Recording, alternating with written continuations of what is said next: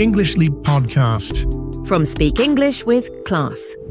Hey there, English learners. Welcome back to the English Leap Podcast, your favorite place to improve your English while talking about real-life topics that actually matter. That's right. I'm Evan.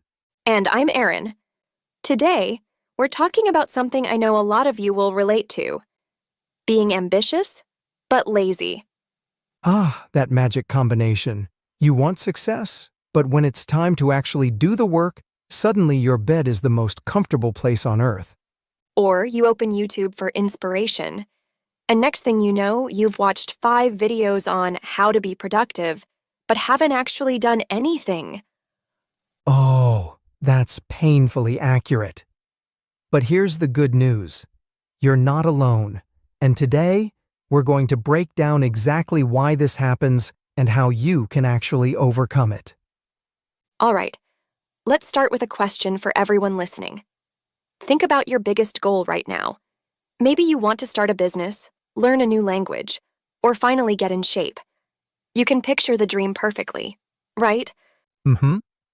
You can see yourself as that future version of you. Successful, confident, totally in control. But then, reality hits. And instead of taking action, you suddenly remember you need to check your messages, or clean your desk, or, worst of all, make a detailed plan before you even start. Yep, and that's where the problem begins. We get so focused on planning, preparing, and thinking about our goals that we never actually start. And when we do start, we quickly feel overwhelmed and stop. It's like standing at the bottom of a mountain, looking up and thinking, "Oh no, that's way too high. Maybe I'll climb tomorrow." Exactly. So, what do? That's what we're breaking down today.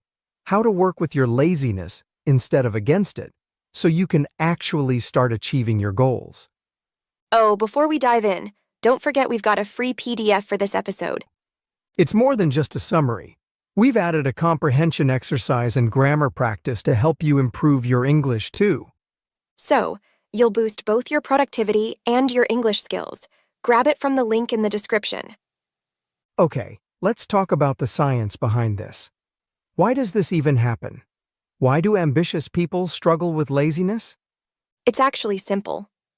Our brains love big dreams, but they hate big effort.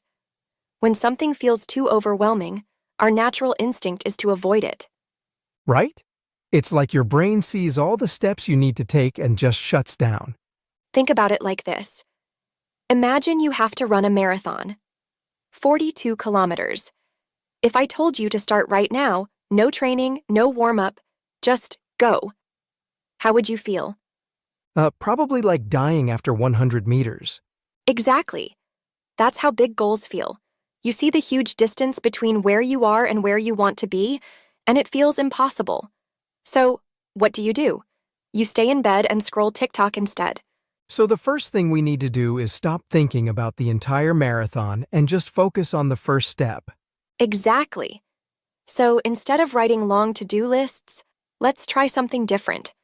Something that actually makes you start instead of just planning. Okay, I'm listening. What's the trick? Instead of listing out a million things you have to do, write about your day as if it already happened. Wait, you mean pretend I've already done everything? Exactly. Instead of saying, "I need to study today," write, "I sat down, focused, and studied for an hour. I even had time to take a break and felt great afterward." Oh, I see what you're doing. So instead of a stressful to-do list, I'm creating a vision of success. It feels like I've already done it. Yep. Your brain sees it as possible instead of overwhelming. When you describe your day in past tense, it tricks your mind into thinking the hard part is already over, making it easier to follow through. That actually makes so much sense. When I write a normal to-do list, it just reminds me of everything I haven't done yet. But if I write it in past tense, my brain already believes I've accomplished something. Exactly. And the best part? No pressure, no overwhelm, just an easy mental shift that makes productivity feel effortless. Okay, let's try this. Normally, I'd write, go to the gym, study for 2 hours, clean my apartment, finish my work project. But that already looks exhausting. Right. So instead, write, I went to the gym for 30 minutes and felt refreshed afterward. Then I studied for 2 hours, and it was easier than I expected. I even had time to clean up and finish my work project before dinner, so I felt super accomplished. Oh, that sounds way less stressful. It actually makes me want to do it because it feels doable instead of overwhelming. That's the power of shifting your mindset. Instead of a rigid to-do list, you're giving yourself a clear and encouraging vision of success. Okay, but what if I write it down and still don't feel motivated? Then make it even smaller. Instead of writing a whole day, just write one thing. I finished my work project today, and it felt great. Ah, so if a full day feels overwhelming, just focus on one task and write it as if it's done? Yes. And if you really need a boost, imagine yourself at the end of the day. Picture how relieved and accomplished you'll feel if you actually complete that one thing. Okay, so now I know how to trick my brain into starting. But what if the task itself is just boring? Ah, great question. That's where our next trick comes in. Making work feel like play so you actually want to do it. All right, I love this trick because, let's be honest, if something feels boring, we avoid it. But if it's fun, we'll do it for hours. Exactly.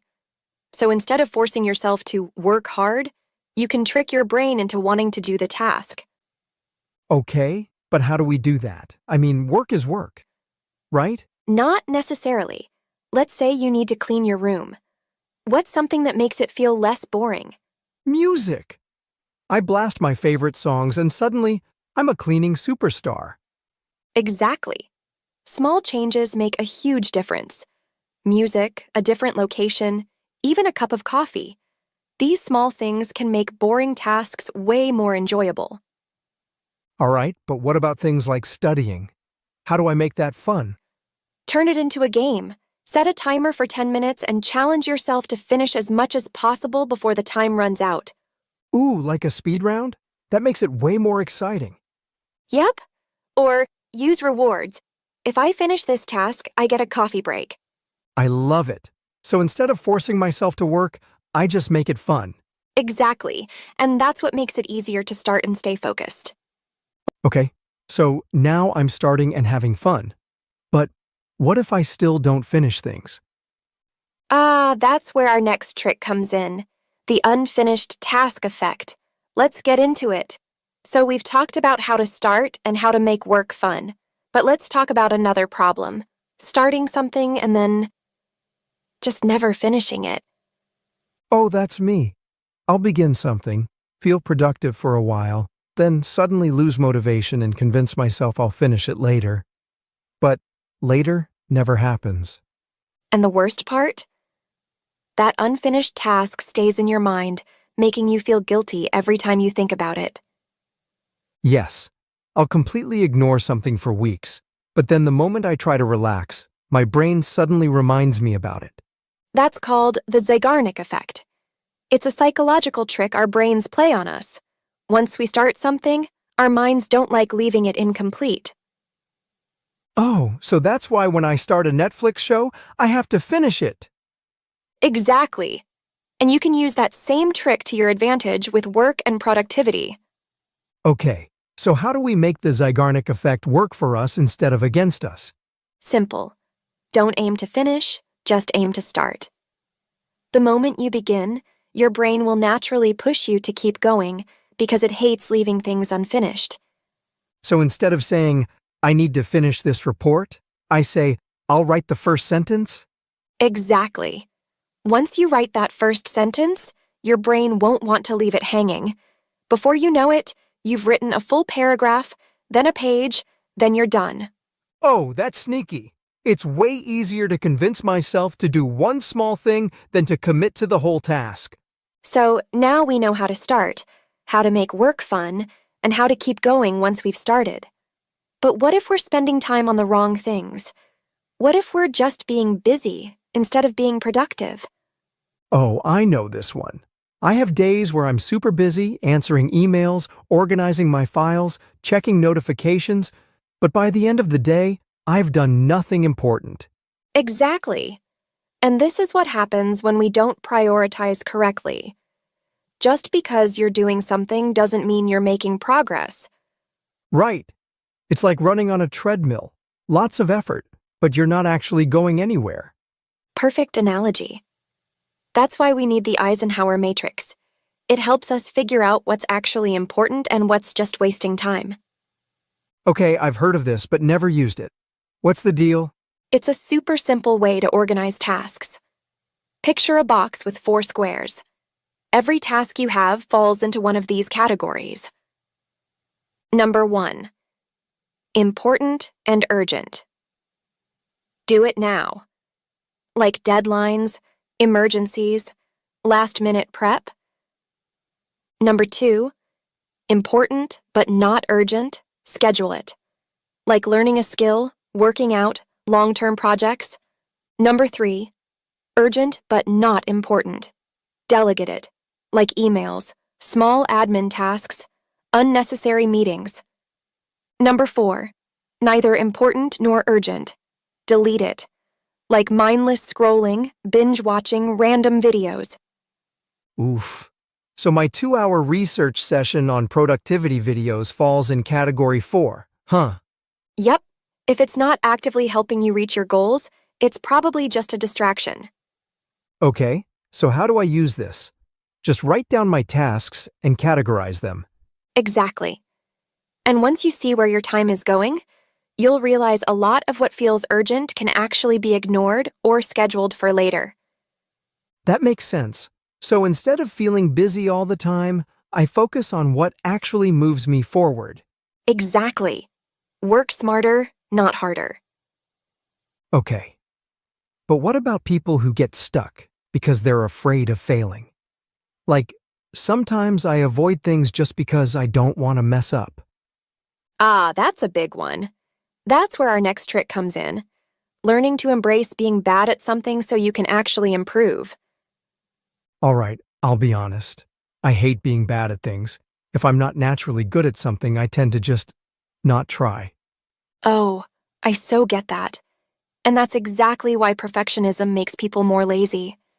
We don't start things because we're scared of failing. Right? Like, I've always wanted to learn guitar, but after struggling with a few chords, I thought, yeah, maybe I'm just not meant to play. And that's the trap. If you only do things you're already good at, you never grow. The problem isn't being bad at something, it's expecting to be great at it instantly. So how do we fix that? The best way to fight perfectionism is to choose something where you don't care about being good. Pick a hobby just for fun. Oh, so I should start something I know I'll be bad at, on purpose? Exactly. It can be anything. Bad dancing, baking chaotic cookies, drawing stick figures. Just something where you can enjoy the process instead of obsessing over results. Wait, so I can just suck at something and have fun with it? Yep. When you stop fearing failure, you start more things. And that's what leads to real progress. Okay, that actually makes a lot of sense. But let's say I get over my fear and start something new. How do I make sure I stick to it and don't fall back into old habits? Ah, great question. That's where our final trick comes in. Learning how to think like the person you want to become. All right, I'm curious about this one. Are you telling me I need to time travel? Not exactly. But instead of asking yourself, what should I do? Try asking, what would my future successful self do? Okay, I like this. So if I want to be fit, instead of thinking, should I work out today? I ask, would a fit person skip their workout? Exactly. Your brain starts adjusting to act like that future version of you, and the more you do it, the more it becomes a habit. So how do I actually apply this? Simple. First, write down your current daily routine. How you spend your time, your habits, everything. Oh, so I create a snapshot of what my life looks like right now? Yep. Then, Write down a future self routine.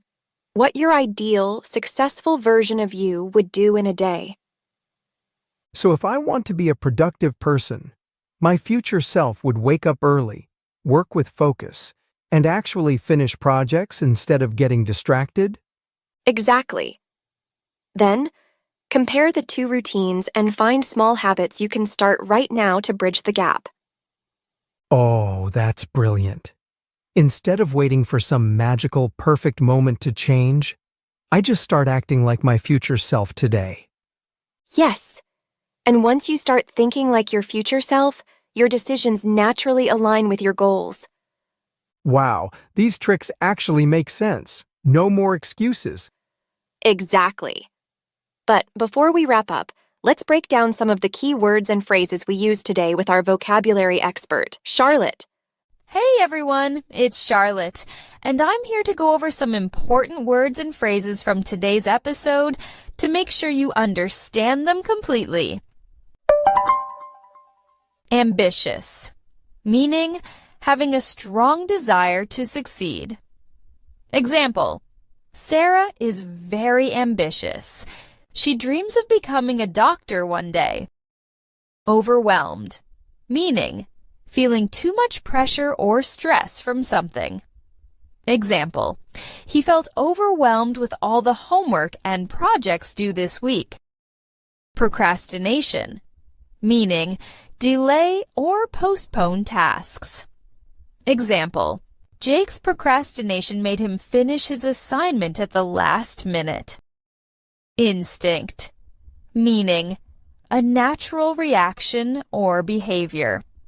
Example, when she heard a loud noise, her first instinct was to run. Accomplished, meaning successfully completed something. Example, after months of hard work, he finally accomplished his goal of running a marathon. Distractions, meaning things that take your attention away from what you should focus on. Example, social media is one of the biggest distractions when studying.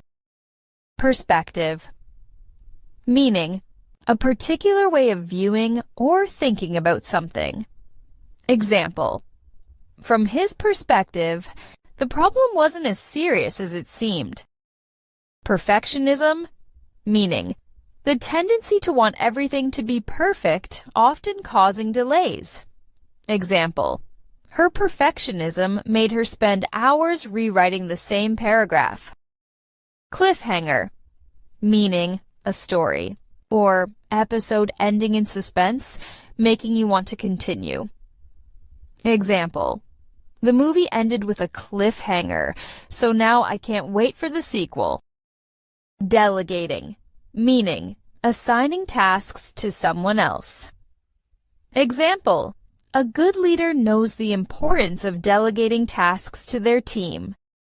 Binge watching, meaning watching multiple episodes or videos in a row. Example, she spent the entire weekend binge watching her favorite TV series. And there you have it.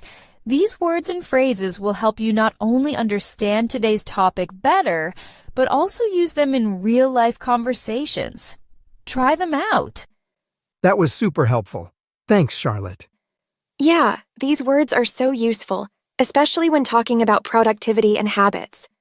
All right, that officially wraps up today's episode. Don't forget to grab your free PDF in the description. It has all the key takeaways and exercises to help you apply these tricks. And if you found this helpful, hit subscribe and share it with someone who needs a productivity boost. See you next time on the English Leap podcast. Your progress doesn't end here. To continue advancing your English skills, click on the next video or explore the additional videos we've thoughtfully selected for you.